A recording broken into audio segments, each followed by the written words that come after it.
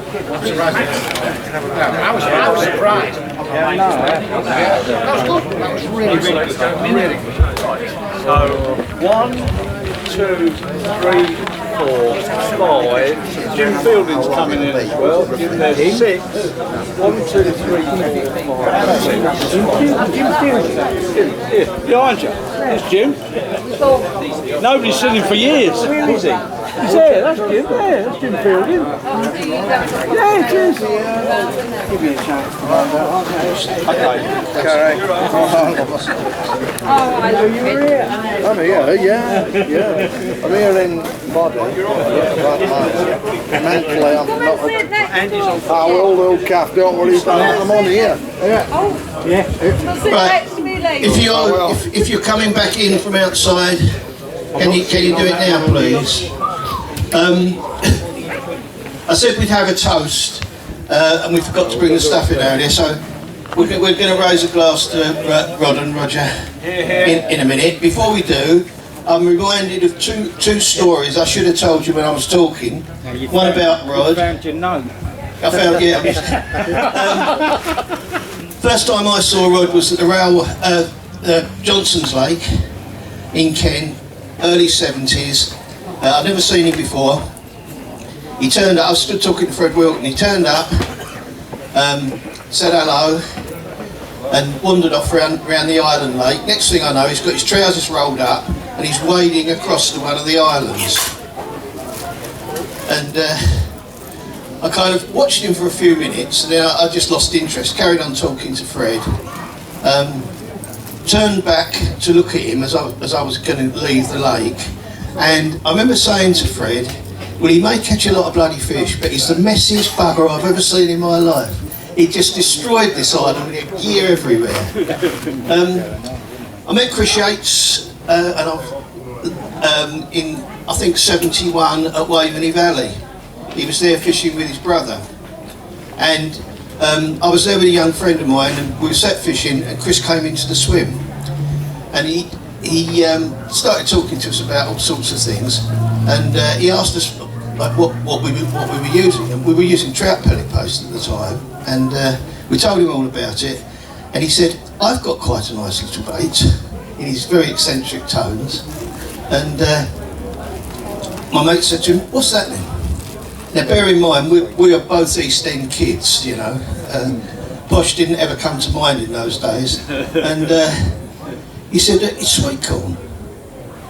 Well, I'm sorry, but if it wasn't baked beans when I was a kid, I didn't know what it was, you see. So I said, sweet corn? What's sweet corn? He said, it's a little yellow thing. So I said, okay. So he said, I said, where'd you get it? He said, oh, you buy it in the grocery shop. He said, comes in little tins. So I thought, oh, okay. And so I'm mulling it over. So suddenly Chris says, it comes in little tins and it's got a little green giant on the label. And then he walked out of the swim, and I turned to my mate and said, he's fucking having us on. He's on a wind-up. So I did really well there, didn't I? Because I ignored what he'd said for all that time. Okay, let's have a drink. Let's stand up, guys, please. Yeah, everybody stand. Rod Hutchinson, Roger Smith. Rod Hutchinson, Roger Smith.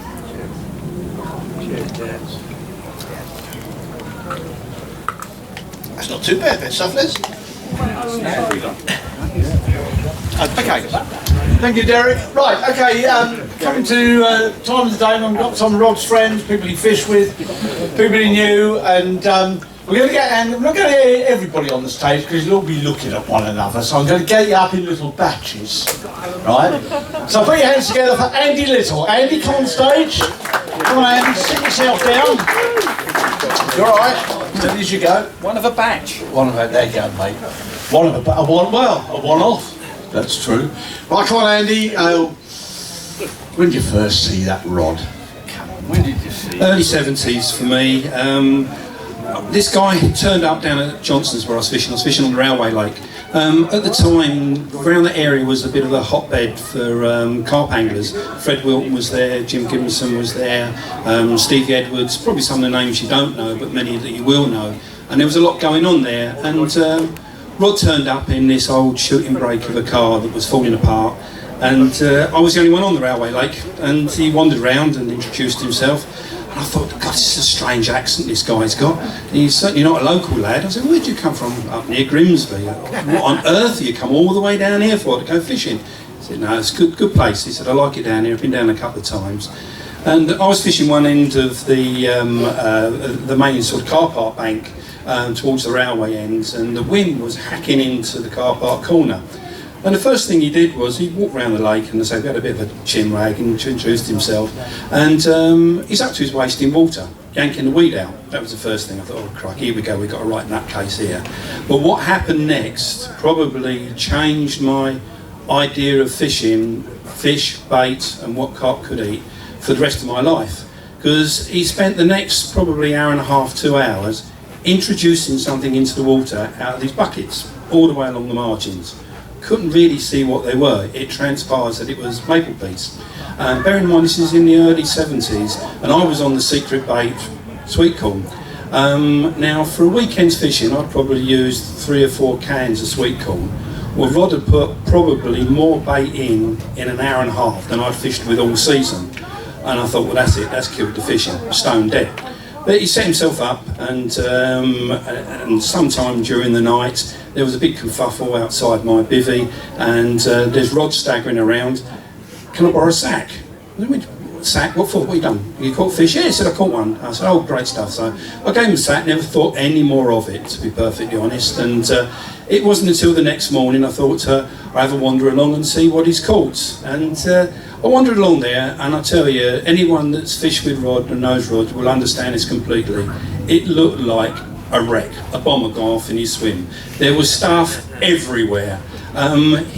He didn't have a bivvy, he had 2 umbrellas with a tarpaulin over the top, which had sometime during the night had collapsed. His rods were everywhere. And when I looked at his rods, and I hadn't really sort of noticed beforehand, they'd all got sort of tape around the rings, and some were white, some were green, some were yellow. There was all sorts, but there was none in the water. They was all over the place. I said, well, how did it go? And he said, yeah, it was a good night. He said, can you give me a hand? And he's got 5 carp sacked up. A couple of 20s and the rest were doubles, which was more carp than I caught all season, and it had them in one night. And I said, I saw you putting some stuff in earlier on, what was that all about? And he said, yeah, I've been getting on these sort of different beans and pulses and things, and these are maple peas. And I said, crikey, there's a lot there. He said, yeah, I had to bait up about 3 times during the night as well to keep them going. And I thought, I have never seen so much bait in my life. And I had to go the next day, so we exchanged addresses, and to be honest, Rod, probably along with Lenny Middleton, have been the greatest influence in all of my fishing. And I think in many people's, he doesn't get the recognition in my view of what he's contributed. You know, a guy to travel from Grimsby to come down to Kent and fish on a regular basis, we'd never think of doing that and going the other direction. And turning up with all this bait in the water that he wasn't that familiar with, and actually make us look really silly. I went home and I couldn't stop thinking about the amount of bait they'd actually put in. It was ridiculous. You know, just loads and bucketfuls of the things. And it was a real eye-opener for me, and it changed my whole sort of concept about sort of baits and how much a carp would eat and everything else. Tell us about Save. Yeah, let me just finish this one quickly. His rigs were very simple in those days. Free running coffin lead with a solder block hooked and a couple of maples on there, and just put into the margins, and he would catch loads and loads of fish. When he left, I never really thought that I'd hear from him again, but a week later I had a letter come through. And Rod was a great letter writer, and I had regular letters, probably once every month, once every 6 weeks, pages and pages and pages, handwritten, about all the experience he was having. He shared everything, and some of the baits he was using and everything else. But that was my early recollections of Rod. We kept touch over the years, and eventually fished together again at Save on the first roads there in 1980. Now Rod, as well as being a great angler and a great visionary, he's also got a wicked sense of humour. You know, really, he tells a story like no one else. And it was one of those days when the wind had changed, and the wind was blowing down into the sluices, and wasn't surprised. Rod was already there, down in the Silver Birches, anyone who knows it, which is about as far down the canal bank as you can fish. I was picking Lenny Middleton up from the station, because Lenny never drove, and then we've doubled up in the bonfire swim. We got settled in and was chewing the fat and one thing and another, and blow me, out the corner of my eye, there was two guys walking down. There's hardly anyone on there, believe it or not. As good as it wasn't that heavily fished. And it was Richie McDonald and Tom. Tom Mitcham. Richie had brought Tom down to meet Rod again. I think there'd been something gone off, I'm not quite sure what it was, but they wanted to sort of clear the air, chew the fat, do whatever it was. And they introduced themselves, which was nice, and Tom and Richie went off to see Rod. About an hour later, hour and a half maybe, they came back past us, and Tom was in front, shaking his head, and they're all effing mad down here, and Richie's running along like a little boy behind her. I thought, what on earth has gone on? So Lenny and myself pulled in, we thought we'd go and see what's happened with Rod. And we went down there, and Rod was just absolutely hilarious, full of laughter. He'd been doing some demolition work, as he often used to, a bit of scaffolding, and he'd come back with a television aerial. And he put this television aerial at the top of his bivvy, and he had attached some sort of cords on there to make it swing around. And so it transpires, and Rod's sort of telling us a story. He said, I told Tom about this fish detector I've got. You know, it's we know where they are, and he said, you know, this actually just pinpoints them for me so I know where to cast. And obviously Tom was not amused by the story or anything else, but it gets worse because it swung round, and Richie said it's moved. And with that, the indicator's gone up. And he's landed an upper 20, and it was, you know, you can just imagine it. And it really got them, it absolutely got them 100% on this story. And it was just great. And Rod was full of those sort of stories and the tricks we got up to. You know, day before mobile phones, he actually found an old phone, and it's got a recording on a little hand recorder of the ringing tone, and the bailiff's come along, and he's got the ringing tone going, pulled the phone out, you know, it's for you, Charlie. And the look on this guy's face was just unbelievable. But he was a great character, and he'd be sorely missed. He was a dear friend, and what he's contributed to all of you guys is unmeasurable, to be honest, in my view. Wonderful man, great sense of humour, and blimey, I will miss him, that's for sure. Thanks ever so much. Cheers.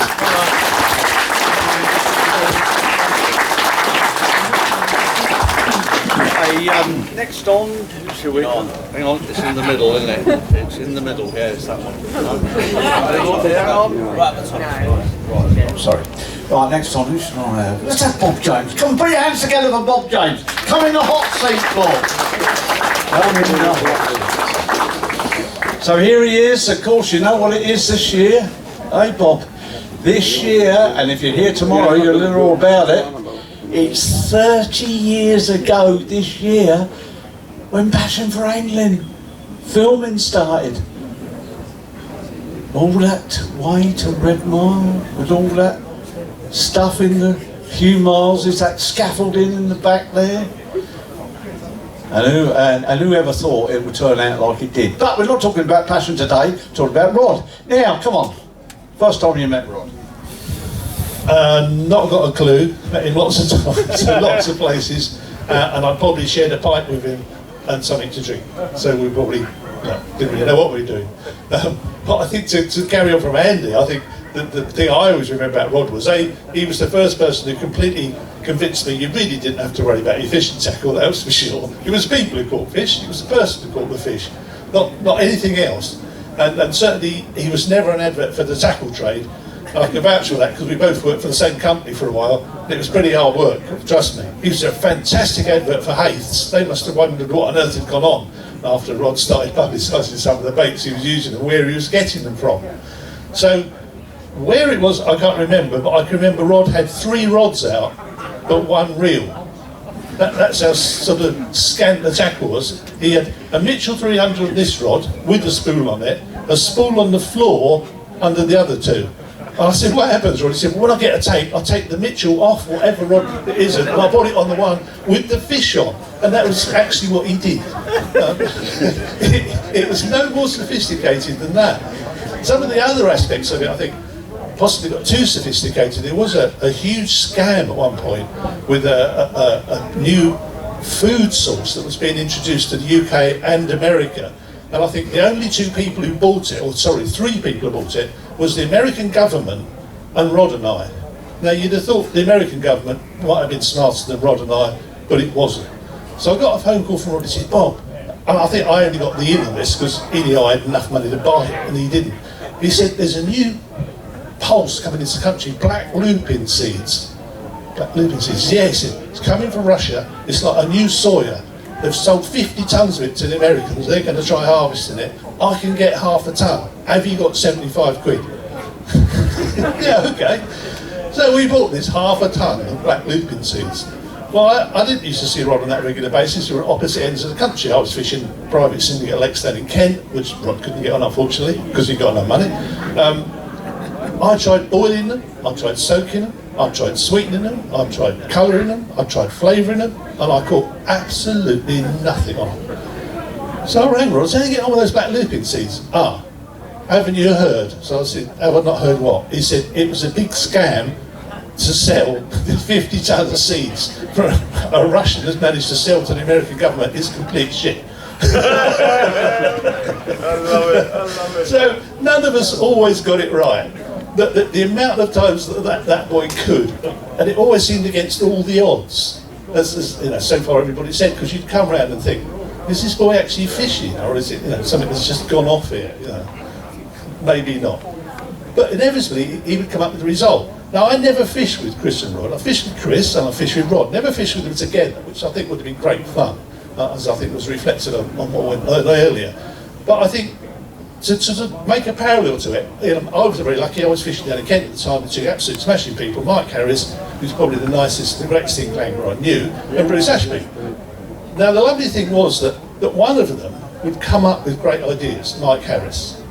But Bruce would be out doing it the next day, whereas Mike could come out and do it the following week. And you had a similar situation with Chris and Rod. Chris would often come up with just funny little ruses, little things to change, but Rod would clock it, and it would be there the next day, not for the day, for the week. So he was the first person I think I met who just got everything else behind fishing. You know, fishing was the most important thing. Life, the rest of life, well, just had to sort of muddle on, didn't it? You know, whether he was dropping scaffold poles on your foot to get time off to have the first week on Redmire, or anything else.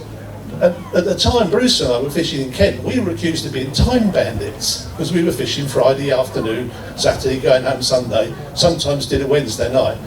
Rod wouldn't do that, but part of the reason he wouldn't do it is because he can only afford the petrol, because as Andy said, Grimsby's a fair old way from most of the places we were fishing, so he'd have to come down for the week because he couldn't afford to keep going backwards and forwards. So sometimes the things aren't quite as deliberate as you might think, but somehow both him and the HC always made ends meet and managed to find enough money to get whatever it was. I've got some great pictures, and Shem, I didn't give one to Chris. I've got a picture of the HC at Redmire with 4 rods out, with his 5th rod in his hand, smoking a cigar. So he didn't always go there in that sort of traditional way that they sort of made out they did. You know, when they first went there, they tried to copy what Tom and Jack were doing, obviously. It was only after a little while that it started to evolve into a completely different direction. But that had its upshots. I spoke to Rod hours after Chris caught his record carp. And I'm sure Rod might be saying, he said, oh, fuck it, James. He said, that set carp fishing back another 25 years, isn't it? Because, you know, he'd done it in such a basic, such innocent sort of way. And I think that was the greatest lesson for me, from both of them. I can't separate the two of them. But particularly with Rod, because I think, as everyone said, there was always the optimism there. When you put the two of them together, it just went through the roof. That just complete belief in the whole thing that they were doing, and the fact that nothing else would matter. So, you know, I could sit here, I'm sure as everyone else does, and keep doing these recognitions, but hopefully I could give a slightly different side to that whole thing that went on. So, good on you, Rod. Well done, mate. Well done. Well done. The work is done in the bar. Right. Jim, come on, Jim. Let's have Jim Fielding up. This is Jim Fielding. Put your hands together for Jim. Sit in the hot seat, mate. There you go. Oh, we go back a long way. Another floater angler. I've been hearing about it lately, don't worry. Greg Fletcher's been letting a few things out of the bag. Oh, yeah. Give him a beat around the head later on. Okay, Jim, come on. You and Rod. Tell us about it. Yeah. I think more than anything, I just loved the guy. He had something about him that you can put it into words, really. I first come across him at a Kid Creole and the Coconuts concert, which about summed Rod up, really. And Brian Hankins came up to me at that concert. He said, "Oh, Rod's come." And I said, "Brian, watch my lips. Like I care." I said, "Who's Rod?" "Rod who?" I said, "Hutchie's come." "Oh," I said, "Right, brilliant, right. Has he brought, everybody come from over at Louth and that?" Yeah. I said, "Fantastic, mate." He says, "Where are you?" I said, "Just up in that gallery watching." "Fantastic." He said, "Do you want to come down and have a word with Rod?" I said, "Well, I better not. No, I didn't know Rod at that stage at all." I said, "No, but just tell him I'm here, Brian." So a few months progressed, and Big Dave Walker had rung me to say, "Jimbo, we're over at the Lido." I said, "Right, yeah." I said, "And the point is?" He says, "Well, we're going in April. Hawkins is going. I think you might get a few." I said, "Yeah." I said, "Right, okay." So April came. I said to my wife, "Right, we'll take one of those static caravans." I said, "Because we're not, we're not roughing it. We're going static caravan, watch television, snooker's on." Brilliant. Okay. So April arrives, we're there. Brian comes knocking on caravan door. "Jimbo, we're out at 6 in the morning." I said, "Right, okay, yeah." 6 arrives, we get out there. And it was pissing down with rain, and it was horrible, cold, windy. Now, being a Sheffielder, you'd think that I was hardened to anything like that. I hadn't even got a brolly, I was just piss wet through. Fished all day, went back into my caravan, said nothing. Brian had had nothing. I said, "There's no chance, I don't know why we've come, there's no chance of catching anything, not a prayer." Hawkins says, "Rod's coming down tomorrow." "Oh, right, okay." I said, "So, what do we do?" He says, "Well, we'll just fish where we are again, like today." He says, "And then we'll see what Rod's doing, and then we'll sort of take a leaf out of his book and sort of jump in next to him." I said, "Right, oh yeah." He says, "Good idea." Right, okay. Following day comes, 6 o'clock, out there again, nothing. About 11:30 in the morning, Hawkins comes rushing up to me, peg. "Rod's come." I said, "Right, fantastic." It was still pissing down with rain, it was freezing cold. He says, "Rod's come, we need to get ready." I said, "Okay." I said, "Oh, Rod's here now, Brian." "Yeah, he's coming along top there." Big Dave was with him. In fact, he was about a foot behind him. I said, "Oh, we'll just go and see where they put themselves." So Big Dave and Rod came about 30 yards to our left. I says to Brian, "Brian, is this sort of, what do you think, are they in the right peg?" "Oh," he says, "we've got to wait a bit and see." "Right, okay. Yeah, like it. So I says to him, "But there's no chance, Brad, that he's going to catch anything. Not a prayer." I said, "It's freezing. Carp aren't going to move about in temperatures like this. We're safe where we are, just chatting and drinking and that." "Right, okay, we'll see." Rod tackles up. So about an hour later, he's got all 3 rods out, and he's reading. Big Dave's probably about 4 foot from him, something like that, with about 7 rods out. Most of them crossed over where Rod was fishing. I said to Brian, "Well," I said, they've got it all stitched up there. If there's a chance of catching anything, I think we're gonna be the ones, mate, to catch him. So 5 minutes after, probably less than that, he has a beep beep beep beep. Says to Brown, what the fucking hell's that? Rod's in. What's happening? Rod's got one rod up playing a fish. The news of the world that they were reading is floating out of the Lido. Pages just covering Lido. I said to Brian, no, this guy, no, Brian, no, this guy can't fish, he needs our help. So we both went up to Rod. By this time, Rod's got his second rod with a fish on. Now, this is unbelievable because it looked to us, normal sort of anglers, as though it was impossible to catch anything. He's got 2 rods, both with a fish on. Big Dave's taken 1 rod off him as he would. I mean, I'd have given anything to take that rod off him. Big Dave's got 1 rod, Rod's got the other, and his 3rd rod went off. Now, I said to Brian, what's he using, this guy? I said, anyway, he must be doing something different to us, mate. Oh, he says, it's Rod, isn't it? Yeah, that's what he does. And it made a lot of sense to me that then, because every time I fish with Rod after that, it just staggered me what he did and what he knew and how badly he did it, but how many he caught doing it that badly. So, being a bit of a tackle freak, I've got to have 3 rods, Steve Neville buzzers, and look better than anybody else, because that's my only chance that people will notice that I'm better than what I am, which is bad. Rod, tackle-wise, it was awful. It was just an absolute mess.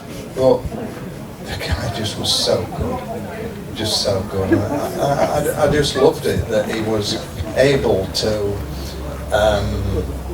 take what he got in his mind and apply it really, really badly. I'm sure he'd like somebody else applying it for him, his bait ideas and that, because he wasn't the best, but he was the best. And it just staggered me. The man was just different class altogether. So that's just one story. Lovely. Thank you very much, Jim. Come on, Jim. Yeah, he was so good, he was bad. Right, the 3 amigos, put your hands together. We have Kerry Barrington, smallest first. We have the largest next, Mark Lawson. Thank you very much. Always insult the guest, but no means least, I was stuck with him all last night. We have Mr. Nully Roberts. Put your hands together, the 3 amigos, right. Here they all are. Now, you have had stories from our guests so far. These collectively spent a fair time fishing with Rod. Certainly, I'll start with Mally from way back. Can you remember? Was it music that brought you together to start with, or was it fishing? Fishing. Right. I bumped into him on a lake in France. He was fishing. Right. Is that okay? No, further. Right. Stick it in your nose. Right. There. That's it. Right. Okay. Shit myself. Anyway. Yeah, I bumped into him at a lake in France. He was there with Annie and that, and I was fishing one end of the lake. Right. And I wasn't catching anything, and he turned up, with the camper and everything. And John Van Eyck. Yeah, John's back there. It proceeded, so I kept it up with Mapes again, his favourite maple piece. I just started saying one after the other. Anyway, he sent the lad round, and he said he's going to have a barbecue and everything, so I want to come round. So I went round and took some of my Steely Dan tapes and banged them in the camper, and then we sort of sang and sort of jumped about and behaved like idiots most of the night. And that's how I sort of, became friendly with Rod. What was so special about it? Come on, you were with him a long time. Just saying, what was so special about Rod? I think he was a natural angler, and I don't think he was full of himself, or he didn't want to sort of put himself about. It just happened, sort of thing. But I'd like to say tell you a tale about his ability to wind people up. Right. But when we were fishing the Orient, and on a Thursday at the local shop, they brought in the roast chickens. They got delivery. So on a Thursday we'd reel in and go to the shop, get a pulled chicken, and then we'd go to Miss Russello's, the bar, for a game of pool or sort of tabletop football and stuff. And this particular time, Miss Russello, who incidentally, this is gospel truth what Rod told me, he used to be the chauffeur for the French president Giscard d'Estaing, and he got the sack for having some kind of relation with the Swedish ambassador's missus. How true that is, I don't know. But anyway, that's what he did. So anyway, we're in the bar, and because Miss Russello's wife was gone to Paris for the weekend, right. He was like a kid off a leash, so we got playing pool, and every time we put the glass on the bar, he'd fill it up. Then he started giving us shots and everything. Then all his mates filed in. And one of his friends was an old resistance worker who the Gestapo had shot in the eye, and he missed his brain and come out the back. An old bloke in a berry. And, they were all there lined up. Anyway, we're getting drunker, as the day went on. So I decided to go to the toilet. And this is how quick Rod is. When I came back, he took me to one side and he said, look, I've just told these resistance fighters and all these that you are a Russian and you escaped Russia and went to fight in Vietnam. So I spent the rest of the evening, they kept asking me to speak Russian, so I was going, and they all believed it, and I had to do it all night. Anyway, long story short, next day we woke up in the bivvy, I was covered in mud, and looked out, and there was like a Wellington and socks, all back for the bivvy. I'll go on, but anyway. Right. Pass over to Mark. Well done. Well, go on from that, Mark. Go on, please. Obviously I knew Rod for many, many years, over 40 years. There's so many different things that went on in that time that I just couldn't even begin to do. But one of the places that he was most relaxed was when we used to go to Dolly Mill. Myself, Roger and Kerry used to go up, and we just used to chill out completely, away from all of the commercial stuff, everything. It was just us just enjoying ourselves and fishing. And I can remember one day I walked down into his swim and he said, Mark, he said, I've just got these solid PVA bags from Calder. He says, but they keep floating. And he said, why are they floating? He says, I said, well, what size weight do you use? He said, 4 ounces. I thought, that just can't be right. So he said, I'll show you what I'm doing. So he's got these great big 5 kilo bags of boilies. Bright pink they were, about 22mm boilies. Loaded it into the PVA bag, put the lead in, did all the hook link, everything, cast it out over the other side, and it floated. And I thought, what the hell was going on here? And then I looked down to the left, where the wind was blowing, and in the margin to the left was all these pop-ups, all floating. There was hundreds of them, where he tried so many PVA bags, and the whole of the 5 kilo bag was just full of pop-ups. So, this is what I liked about Rod. I'm sorry I can't really put things into words, but the side of him that I saw was completely different to what everybody else sees. And really, he was rubbish, wasn't he? Yeah. To be honest. let's face it. It was funny. But he just caught him, didn't he? Yeah. And he was fantastic. I mean, one day he asked me to invite my son up to Dolly Mill for a session. Well, I can't remember how old he was. He was probably 12, 13. And he was very private, didn't like to have too many people in his inner circle, so I was very proud that he'd asked my son up. And I can remember sitting down in one corner of the lake, and my son and Andrew was sitting on this little veranda outside, or a little jetty outside the front of the hut, and they were perch fishing together. And I'm sitting down the other end. Of course, they don't know I can hear every word they're saying. And Andrew said, "Oh, look, Dad's down in the corner down there." He said, "Yeah." He said, "I know, but I bet he's pulling a stroke." I can't really say much more. There's so many things that went on.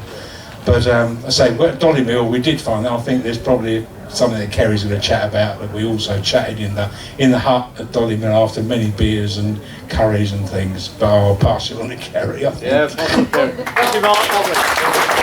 Kerry. Right, now, Kerry told me something today, something about the understanding level of bait that Rod had above virtually anybody else at the time transferred itself into fake baits. So tell them about that. Right, well I'll just carry on from where Mark left off, because at the end of the weekend he said, "I've had a great weekend, but I have made a few mistakes this weekend." The whole lake is covered in pink boilies. Also, the flavour that he used, he called Angelique. He said, "Why would you call a flavour Angelique?" He said, "It reminded me of a woman I knew once." And we didn't go any further than that. Whatever it was. On this particular occasion, I fished at Dolly Mill 4 or 5 times, and they weren't particularly easy fish to catch. So I was talking to Roger, and we were fishing somewhere that was full of crayfish, and we were catching loads of fish on rubber tiger nuts. And I said to Roger, I said, the next time we go to Dolly Mill, I said, I'll use rubber peanuts to see if we can get bites on rubber peanuts. So we went there, and me and Roger, we had about 10 fish in a couple of days, all on rubber peanuts. And Rod said, "You got any more rubber peanuts?" And I said, "Yeah, sure, do you want some?" So he chucked some out, and he caught 4 fish that day, all on rubber peanuts. So we were in the hut later having a drink, and I said, "I'm sure they just pick these rubber baits up because they don't smell of anything, so they're not dangerous, they just pick them up." And Rod said, "You just couldn't be further from the truth." I said, "Go on." And he said, "Rubber's made from petrochemicals. Petrochemicals are very close to amino acids." And he said the reason why some plastic works is because it mimics amino acids a lot more. Some don't work at all. And I said, "Where on earth do you get this information from?" And he said, "Well, I went down the library and read about it." And the thought of Rod sitting in a library reading is just as far removed as you could ever think of him. And I thought, well, fantastic. I'm older and wiser, but it's just how some people look at things. So, I just use them and they work, but someone actually bothered to work out why they worked. Excellent. Come on, Anne, give them a round of applause. Well done indeed. Some great stuff. Tim, come up on stage. Thank you. Thank you very much, Kerry. Thank you. Right, Tim. Steady as you go, mate, in the hot seat. Again, go on that one, yeah. Do what you like. Yeah, that's true. Yeah, near the edge. Okay, we all know Tim. And a long association with Rod, professionally speaking as well, through the books and what have you. So he is somebody who knows inside that brain of Rod Hutchinson. Never in a million years. Like the youngster said, you did not get inside Rod's mind. You never ever understood Rod. But my introduction with Rod, I know exactly the days I met Rod because it was the CAA meeting. I was the branch secretary. And we kept a visitor's book. So I met him on the 1st of February 1978, Rod. And then funny enough, after he died, not funny enough, after he died, and I gave a bit of a eulogy about him at a Northern fundraiser. That was on the 1st of February this year. Oh, really? Amazingly, yeah, amazingly. Yeah, 40 years, whatever it was. My recollections of Rod are a bit different. I didn't fish with him a lot. I thought it was a nightmare when we did fish together. I have a lot of memories of him of drink, and I said to Kath, is it all right to tell the odd story about drink? And she said yes. But I think my main memory of Rod is, Kerry touched on it, you know, he liked his inner circle of friends. I became serious about carp in the mid-70s, and at that time it was Yatesy and Hutchie and Jim Gibbinson. They were the gods, you know, and in my mind it stayed that way. I was always in the shadow of these guys, and it let me always champion what they did, because they were the champions, you know. They were the greatest, the biggest of the big. There are a lot of great guys now, but Chris will tell you, in the 70s, they were the main people. Head and shoulders. Head and shoulders. So having met him in 1978 and had an exchange of correspondence with him, and Les touched on the letter suggesting I start a new carp organisation. And you go, you what? Who's he on about here? You know? And then I got a phone call from him out of the blue. And it was like getting a phone call from the Queen saying, would you like to come down and get a knighthood? Get a phone call from Rod, would you like to come over for a few days? And you think, wait a minute. He was up there, you know, it's on such a pedestal to me. Because I was older when I came into carp fishing, I was never lost for words with people, you know, but I could be surprised, and I had my heroes, and Rod was my biggest hero of all time, ever. So it was great to work with him, and great to spend time with him. But I duly went across to Rod's for a few days, and he said, Sue's away for a few days. Sue's his first wife. Sue's away for a few days. I've got this on the computer, doing this recording. Then it was late morning, he said, do you know how to use an oven? And I am a technic, I am useless. I'm more useless than Rod. And Sue had left all these recipes and meals and instructions on how to cook them. You know, so I'd been called across hoping that I could use an oven, which I had a shot at, you know. But anyway, on the Sunday he said, we'll go to the pub. We'll go to the pub for lunch. So I went up his local pub for lunch. He said, we've got a drink in. Do you want to go in and see if there are any tables? So I thought it must be his first time in here. So I went in to see if there are any tables. Any chance of a table for two? Yeah, we've got plenty of tables, no problem. So I went out to Rod. Yeah, they've got tables, Rod. Okay, so we went in and she says, oh, it's you, Rod. so he knew her perfectly well, you know, but it was shy of people, Rod. If he seemed he loved company, but as Kerry said, he liked, there was a circle of friends he was comfortable with. So in public, he could seem a bit indifferent because he was shy, because he felt invaded at times, I think. And apart from my stories about Rod, I mean, no one's mentioned Rod in his writing. And I had so much pleasure working with him because I just thought the guy was absolutely brilliant.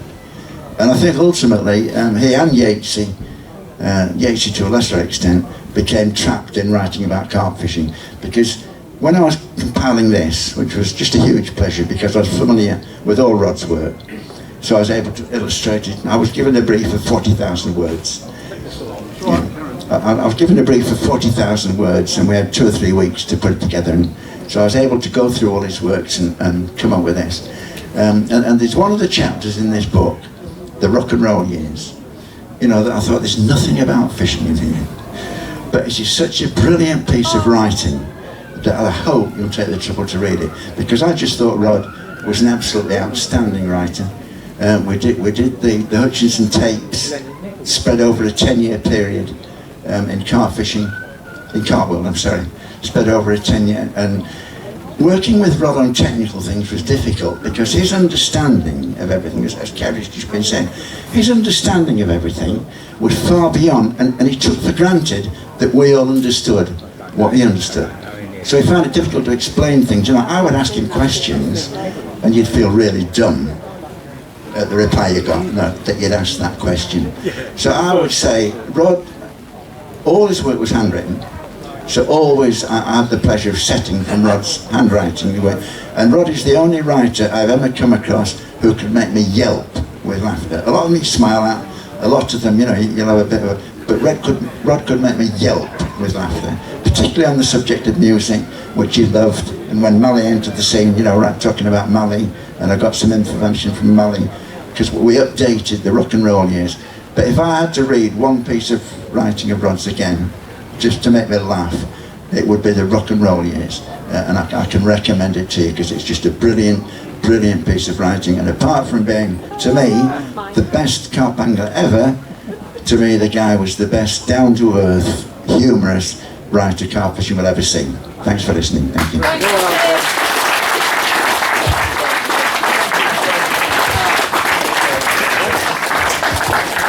So there we are. There's a little flavour of what's going on with Rod. Absolutely brilliant.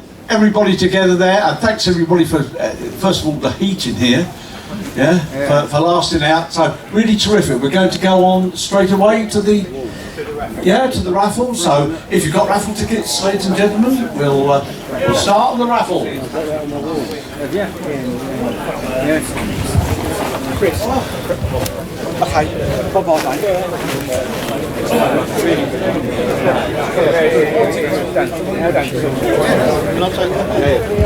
Brilliant, I've videoed it.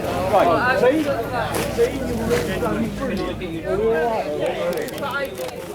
see?